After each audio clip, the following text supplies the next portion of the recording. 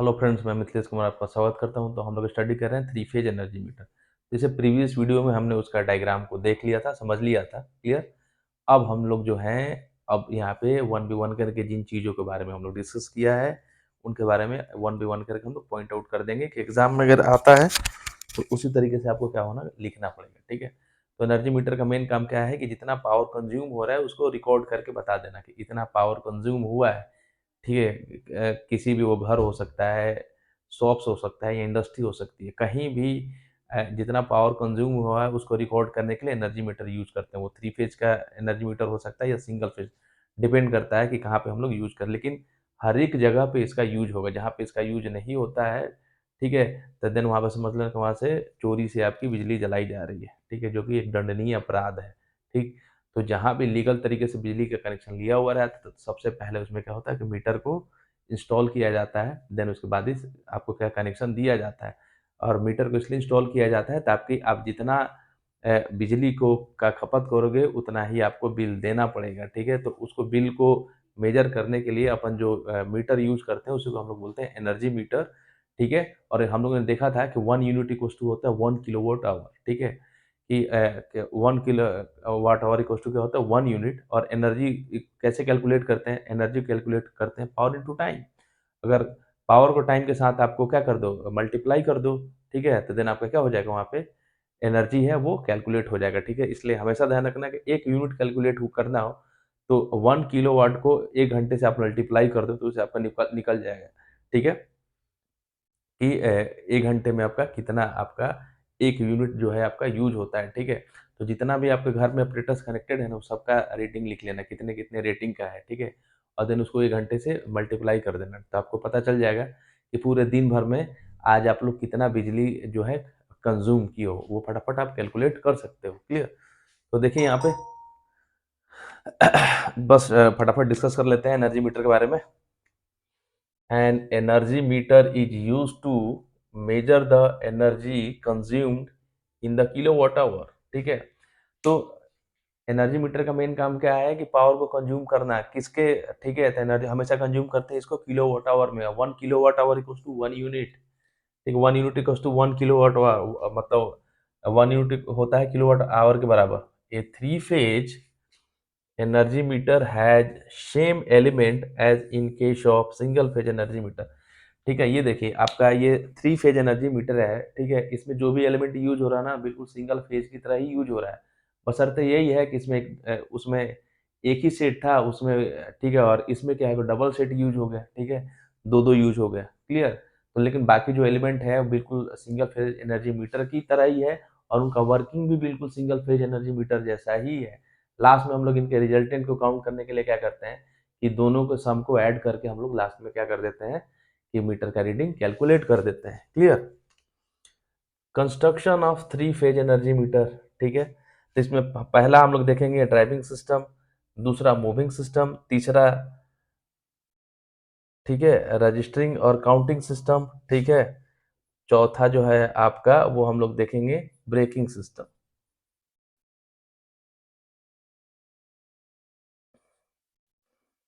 ठीक है। तो इन चारों के बारे में देख लेंगे, ड्राइविंग सिस्टम क्या है, मूविंग सिस्टम क्या है, रजिस्टरिंग और काउंटिंग सिस्टम क्या है और ब्रेकिंग सिस्टम क्या है। ऑलरेडी इन सब के बारे में हम लोगों ने स्टडी कर लिया है। एक बार फिर से मैं इसको पॉइंट आउट करवा देता हूँ, लिखवा देता हूँ, एग्जाम में आता है तो आप इसी तरीके से लिखोगे, ठीक है। तो पहला इसमें पॉइंट हम लोग डिस्कस करते हैं कि आपका ड्राइविंग सिस्टम क्या है। इसमें पहला जो है वो हम लोग देते हैं ड्राइविंग सिस्टम, ठीक है। तो देखिए यहाँ पे हम लोग यहाँ पे ड्राइविंग सिस्टम के लिए यहाँ पे देखिए कि ये जो आपका डिस्क है यही तो रोटेट करता है, इसको तो ड्राइव करना है, ठीक है। तो ड्राइव कैसे करेगा, ठीक है। तो ये कहाँ कनेक्टेड होता है, ये आपका कनेक्टेड होता है कि आपका shunt magnet and series magnet के बीच में, ठीक है। और देन यहीं पे आपका क्या करता है कि हम लोग इस तरीके से सिस्टम प्रोड्यूस करते हैं जिसकी वजह से यहाँ पे क्या करते हैं कि ड्राइविंग टॉर्क जनरेट करते हैं जो इस डिस्क पे लगता है, ठीक है। और देन उसी की वजह से आपका क्या होगा, ये डिस्क जो है वो रोटेट करता है, ठीक है। इसको बोलते हैं प्रेशर कॉइल, ठीक है। और ये हो गया आपका करंट कॉइल। प्रेशर कॉइल जो है वो लोड के साथ पैरेलल में कनेक्टेड होता है और ये जो करंट कॉइल है वो लोड के साथ सीरीज में कनेक्टेड होता है, क्लियर। देन यहाँ पे हम लोग क्या करते हैं कि जो प्रेशर कॉइल होता है वो हाईली इंडक्टिव इन नेचर होता है, करंट कॉइल आपका हाईली रेजिस्टिव होता है। इसको और हाईली इंडक्टिव बनाने के लिए हम लोग क्या करते हैं, कॉपर शेडिंग का बैंड हम लोग यहाँ पे रखते हैं, ठीक है, जिसकी वजह से क्या होगा कि जो फ्लक्स जो होगा, ठीक है, जो यहाँ पे जो फ्लक्स प्रोड्यूस होता है, ठीक है, तो वो वोल्टेज के बिल्कुल क्या होगा कि यहाँ बिल्कुल 90 डिग्री डिस्प्लेसमेंट पे होगा। क्लियर? तो देखिए सेम उसी चीज को यहाँ पर मैंने लिख दिया है। पहला driving system, this consists of coil wound on the central limb of a shunt electromagnet which act as pressure coil और voltage coil। ठीक है, ये जो आपका सेंट्रल लिम्ब है, इस पे आपका जो कॉइल लपेट दिया जाता है, कॉइल लपेट दिया जाता है, ठीक है, यहाँ तो देन यहाँ पे सिस्टम प्रोड्यूस होता है, उसको हम लोग इसको बोलते हैं प्रेशर कॉइल बोल सकते हो, वोल्टेज कॉइल बोल सकते हो, पोटेंशियल कॉइल बोल सकते हो। उसी चीज को लिख दिया मैंने कि ड्राइविंग सिस्टम में क्या होता है कि this consist of A coil wound on the, ठीक है, सेंट्रल लिम्ब के अंदर हम लोग क्या करते हैं, आपका क्या करते हैं, कॉइल लपेट देते हैं, ठीक है, कॉइल लपेट के हम लोग क्या करते हैं कि आपका शंट इलेक्ट्रो मैग्नेट वहां पे बनाते हैं, ठीक है। This consist of A coil wound on the central limb of A shunt electromagnet, ठीक है, शंट इलेक्ट्रोमैग्नेट के ऊपर हम लोग क्या करते हैं, किस तरीके से आपका कॉइल लपेट देते हैं, which act as a pressure coil और वोल्टेज कॉइल, ठीक है, और ये आपका किस तरीके से एक्ट करता है, आपका ये प्रेशर कॉइल की तरह, या वोल्टेज कॉइल बोल सकते हो, या इसको पोटेंशियल कॉइल भी बोल सकते हो, ठीक है। Clear?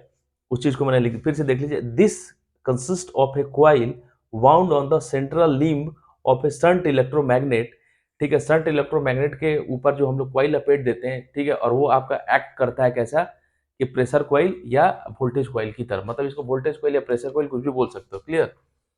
This coil should have high inductance, पहले ही बोला कि इस कॉइल के ये जो होता है वो हाईली, ठीक है, इसमें नंबर ऑफ ये जो कॉइल्स होना ज्यादा लपेटा हुआ रहता है, जिसकी, ठीक है, उसकी वजह से क्या होता है कि जो ये इंडक्टिव इन नेचर होता है। Clear? This coil should have high inductance which means the inductance to resistance ratio is very high, ठीक है।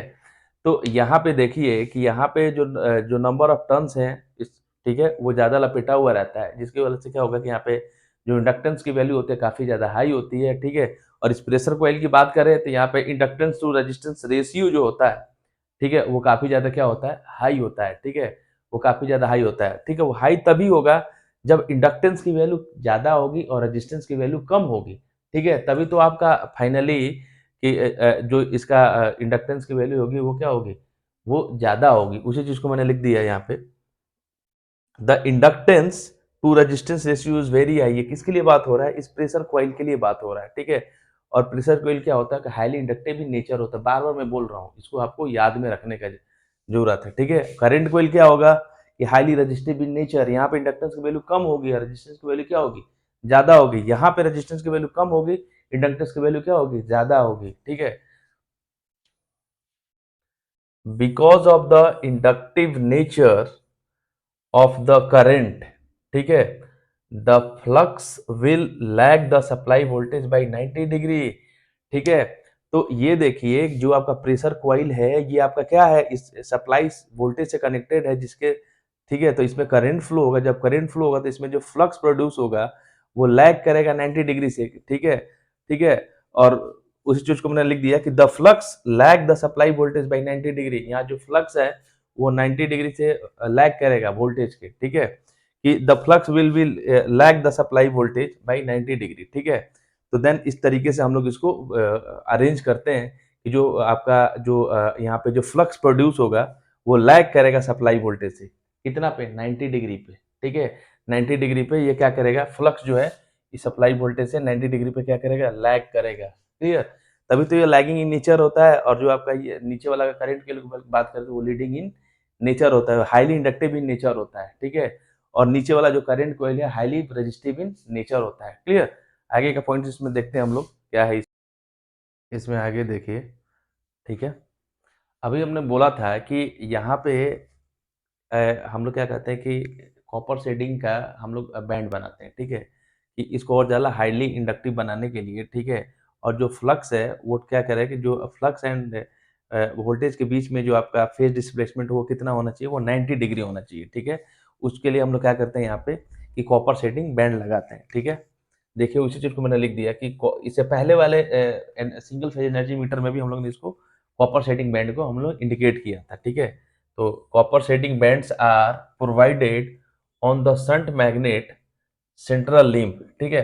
तो कॉपर शेडिंग बैंड यहीं पे तो हम लोग प्रोवाइड कराते थे, यहाँ पे हम लोग दिखाया नहीं है इस तरीके से यहाँ पे, ठीक है। ये आपका हम लोग बनाते थे, ठीक है, कॉपर शेडिंग बैंड, ठीक है। इस तरीके से यहाँ पे हम लोगों ने दिखाया था, ठीक है।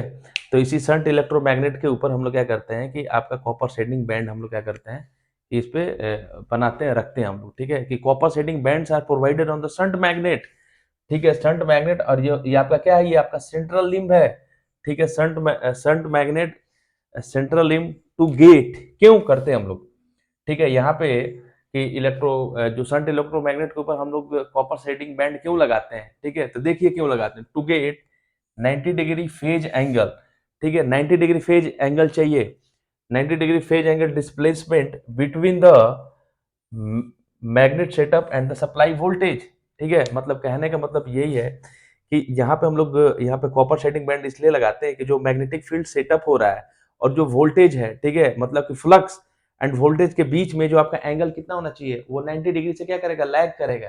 पहले तो बोला मैंने, ठीक है, कि जो जो फ्लक्स प्रोड्यूस हो रहा है तो वो वोल्टेज से क्या करेगा, 90 डिग्री लैग करेगा, ठीक है। तो यहाँ पे सेम चीज कि copper shading bands are provided on the shunt magnet, जो कॉपर शेडिंग बैंड है इस शंट मैग्नेट के ऊपर हम लोग क्या करते हैं, प्रोवाइड कराते हैं, क्यों, to get 90 degree phase angle displacement, 90 degree का फेज एंगल डिस्प्लेसमेंट को प्राप्त करने के लिए किसके बीच में, between the magnet setup and the supply voltage, ठीक है। ये जो आपका सप्लाई वोल्टेज है, ठीक है, और ये जो आपका मैग्नेटिक सेटअप फ्लक्स है, इनके बीच में 90 डिग्री का फेज एंगल डिस्प्लेसमेंट प्राप्त करने के लिए हम लोग क्या करेंगे, यहाँ पे कॉपर शेडिंग बैंड लगाते हैं, और इसी की वजह से और ज्यादा हाईली इंडक्टिव इन नेचर हो जाता है, कौन सा, प्रेशर क्वाइल। क्लियर। अब देखिए हम लोग करंट क्वाइल की बात करते हैं।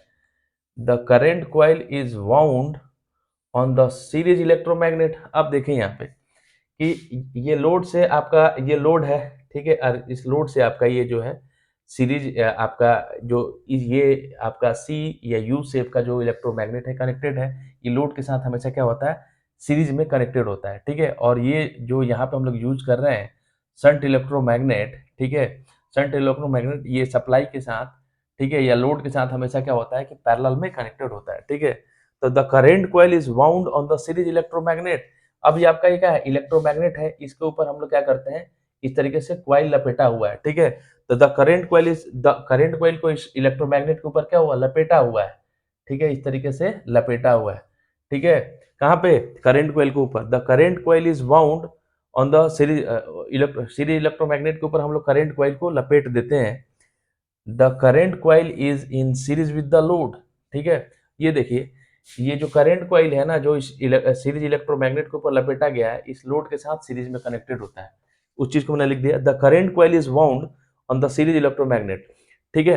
तो ये जो आपका सीरीज इलेक्ट्रोमैग्नेट के ऊपर जो कॉइल लपेटा एक कॉइल लपेटा जाता है, इसको हम लोग बोलते हैं करंट कॉइल, और जो ये करंट कॉइल है लोड के साथ हमेशा सीरीज में कनेक्टेड होता है, ठीक है। The flux produced by the series magnet is proportional to the load current, ठीक है। अब देखिए जैसे ही यहाँ पे हम लोग कॉइल के अंदर हम लोग क्या करेंगे, करंट का फ्लो होगा, और ये आपका क्या है, इलेक्ट्रोमैग्नेट है, ठीक है, सीरीज इलेक्ट्रोमैग्नेट, ठीक है। तो यहाँ पे क्या जैसे ही करंट का फ्लो होगा, यहाँ पे क्या क्या होगा, फ्लक्स प्रोड्यूस होगा, ठीक है। और ये जो फ्लक्स प्रोड्यूस होगा वो आपका क्या होगा, वो फ्लक्स और करंट आपस एक दूसरे में क्या होंगे, एक दूसरे के इनफेज होंगे, ठीक है, इनफेज होंगे। उसी चीज को मैंने लिख दिया, the flux produce by the series electromagnet is proportional to the load current, कि यहाँ पे जो फ्लक्स प्रोड्यूस होगा, ठीक है, वो आपका क्या होगा कि इस लोड करंट के प्रोपोर्शनल होगा, ठीक है, लोड करंट के प्रोपोर्शनल होगा। वाई, क्योंकि ये इसके साथ क्या है, ये जो है इसके साथ लोड के साथ सीरीज में कनेक्टेड है, ठीक है। तो ठीक है, they are in phase with each other, ठीक है। दे आर कौन, मतलब फ्लक्स और लोड करंट एक दूसरे के साथ क्या होंगे, फेज में होंगे, ठीक है। फिर से देख लीजिए कि the current coil is wound on the series electromagnet, ठीक है। ये जो आपका करेंट कॉइल है ये सीरीज इलेक्ट्रोमैग्नेट के ऊपर लपेट दिया जाता है, और देन ये लोड के साथ सीरीज में कनेक्टेड होता है। जैसे ही हम लोग इसमें सप्लाई देंगे, यहाँ पे क्या होगा, फ्लक्स प्रोड्यूस होगा। अब ये जो फ्लक्स प्रोड्यूस होता है वो किसके प्रोपोर्शनल होता है, ठीक है, कि वो किसके प्रोपोर्शनल होता है, इस जो लोड, जैसे ही जो लोड करंट है इस कॉइल में हम लोग आपका भेजेंगे, फ्लो होगा, ठीक है। तो यहाँ पे फ्लक्स प्रोड्यूस होगा, वो जो फ्लक्स जो प्रोड्यूस होता है वो लोड करंट के डायरेक्टली प्रोपोर्शनल होता है, मतलब दोनों एक दूसरे के साथ इन फेज होते हैं, ठीक है। Phase with each other, clear है? ठीक है, तो यहाँ पे जो आपका ड्राइविंग सिस्टम है वो कंप्लीट होता है। आगे हम लोग देखते हैं कि इसमें मूविंग सिस्टम क्या है, ठीक है? आगे हम लोग देखेंगे मूविंग सिस्टम। आगे देखिए आपका मूविंग सिस्टम, ठीक है? मूविंग सिस्टम जो है, स्क्रीनशॉट ले लीजिए, ठीक है? देखिए यहाँ पे। तो अभी तक हमने ड्राइविंग सिस्टम देखा, अब देखें मूविंग सिस्टम। तो यहाँ पर मूविंग सिस्टम का मतलब यही है, देखिए 2 मूविंग सिस्टम यूज़ हो रहा है। 2 मूविंग सिस्टम के लिए हम लोग 2 डिस्क यूज़ कर रहे हैं, डिस्क 1 एंड डिस्क 2, ठीक है? और देन ये आपका जो ये डिस्क है और ये एल्युमिनियम का बना हुआ होता है। क्लियर है यहाँ तक? ठीक है? और ये क्या होता है कि इस स्पाइंडल के साथ आपका क्या होता है, कनेक्टेड होता है, ठीक है? और जब ये रोटेट करता है, ठीक है? जब ये रोटेट करता है तो इससे जो कॉमन स्पाइंडल कनेक्टेड है वो भी क्या होगा, रोटेट करता है और सेम चीज़ को वो क्या करेगा, काउंट कर लेगा कि कितनी बार ये दोनों जो एल्युमिनियम है वो रोटेट किया, और उसी हिसाब से मीटर का रीडिंग क्या हो जाएगा, रिकॉर्ड होता हुआ चला जाएगा, ठीक है?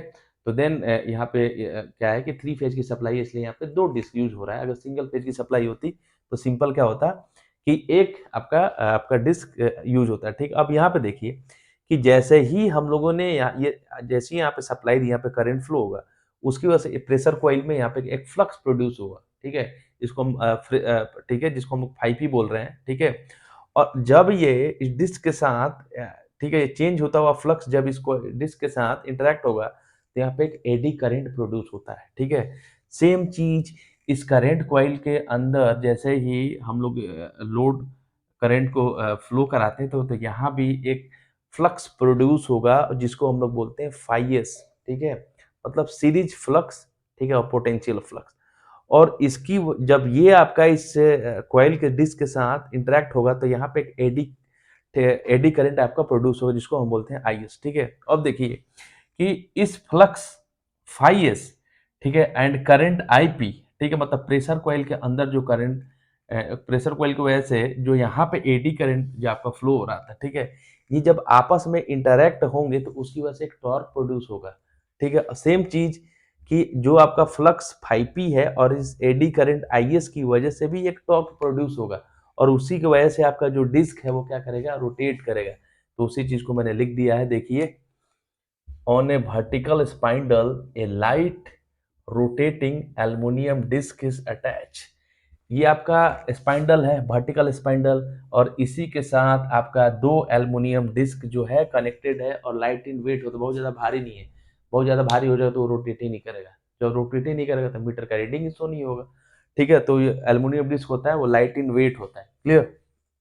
आगे देखिए, with the help of A gear arrangement, इसमें क्या होता है कि गियर अरेंजमेंट भी हम लोग यूज करते हैं इसको स्मूथली क्या करने के लिए, इसको स्मूथली मूव कराने के लिए। ठीक है? The aluminium disc is attached to the clock mechanism on the front side of the meter. आप मीटर में देखना कि जो पुराने वाले मीटर आते थे, ठीक है, तो वहां पे क्या होगा कि आगे ऊपर ऊपर आपका जो मीटर का फ्रंट है ना, इस तरीके से जो आपका रोटेटिंग डिस्क है वो दिखता था, जो धीरे धीरे धीरे धीरे बहुत घूमता था। ठीक है, वही तो है एल्युमिनियम डिस्क, जो मीटर के फ्रंट साइड में आपका दिखता था। आजकल तो डिजिटल मीटर आ गया, पुराना वाला जो मीटर है ना उसमें वो डिस्क दिखता था, ठीक है, जो कि आपका धीरे धीरे रोटेट करता था, तो पता चलता कि ये घूम रहा है। क्लियर? तो ठीक है, और बिल्कुल क्लॉकवाइज घूमता है, क्लॉकवाइज घूमेगा वो। Clear? Which helps the measure the energy consume by the load, और उसी के द्वारा ये घूमेगा। ठीक है, ये घूमेगा तो देन हम लोग बता सकते हैं कि कितना एनर्जी जो है वो लोड के द्वारा कंज्यूम हुआ है। ठीक है, तो यही आपका जिसका रोटेशन है ना वही बताएगा किसका रोटेशन, डिस्क का रोटेशन। क्लियर? तो यहाँ पे 2 एल्युमिनियम डिस्क यूज होता है, और ये स्पाइंडल के साथ, कॉमन स्पाइंडल के साथ कनेक्टेड होता है। ठीक है, आगे देखिए, अब सेम मैकेनिज्म में एडी करंट आर इंड्यूस्ड। अब यहाँ पे क्या हो रहा है कि यहाँ पे एडी करंट इंड्यूस हो रहा है, कैसे?